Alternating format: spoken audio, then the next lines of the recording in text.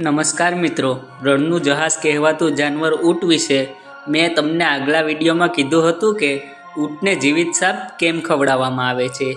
એ વિડીયોને તમારો ઘણો બધી પ્રેમ મળ્યો, જેથી ઊંટ વિશે આજે હું ફરી એક ગજબ જાણકારી લઈને આવ્યો છું।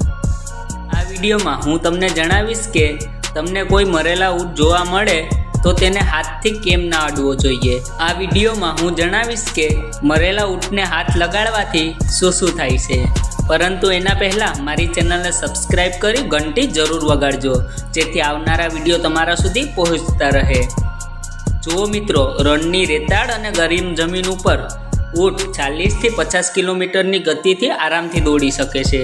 ઘણીવાર રણમાં દૂર દૂર સુધી પાણીનું એક ટીપું પણ જોવા નથી મળતું, એટલે કુદરતે આને એવી રીતે બનાવ્યું છે કે તે ઘણા દિવસો સુધી પાણી પીધા સિવાય રહી શકે છે। ઘણીવાર ગરમી એટલી વધારે હોય છે કે ઊંટને જબરદસ્ત તરસ લાગી જાય છે અને તે પાણીની તલાશમાં રખડતા તરસા જ મળી જાય છે। અને જો તમે એવા ઊંટ જે પાણીની શોધમાં મર્યો છે તેની નજીકથી નીકળો તો તેને સ્પર્શ ક્યારેય ન કરવો, કારણ કે આવો ઊંટ તમારા હાથ લગાડવાથી જ બમની જેમ ફાટી શકે છે। આનું કારણ એ છે કે ઊંટની ઉપર એક મોટું કુંભળ હોય છે અને ઊંટ એ કુંભળમાં પાણી ભરી શકે છે, પરંતુ જે ગરમી અને પાણીની શોધ કરતા મરી જાય છે તેના કુંભળમાં ચરબી તો પહેલાથી જ હોય છે, જે ગરમીના કારણે ચડવા લાગે છે અને આ ચરબીના ચડવાથી ઊંટના કુંભળમાં ઘણા ગેસ બનવા લાગે છે। એ બધી ગેસમાંથી ખૂબ ખરાબ ગંધ આવે છે, સાથે તેમાં મિથેન જેવા જ્વલનશીલ ગેસ પણ હોય છે।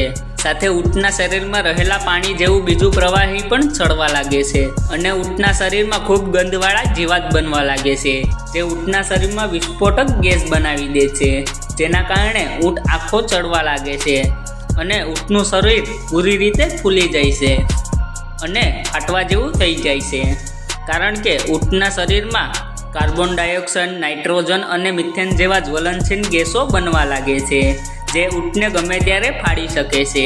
સાથે ઉપરથી ગરમ રેત અને ખૂબ તડકો પણ ઊંટના શરીરને ગરમ કરી દે છે કે તે ગમે ત્યારે ફાટી શકે। એટલા માટે જ મરેલા ઊંટ પાસે ક્યારેય ના જવું જોઈએ અને તેના હાથ વડે સ્પર્શ ના કરવો જોઈએ, કારણ કે આવું કરવાથી ઊંટ ગમે ત્યારે ફાટી શકે છે, કારણ કે મર્યા બાદ ઊંટનું શરીર ફૂલેલા બલૂન જેવું થઈ જાય છે, જે સ્પર્શ માત્રથી ફૂટી શકે છે।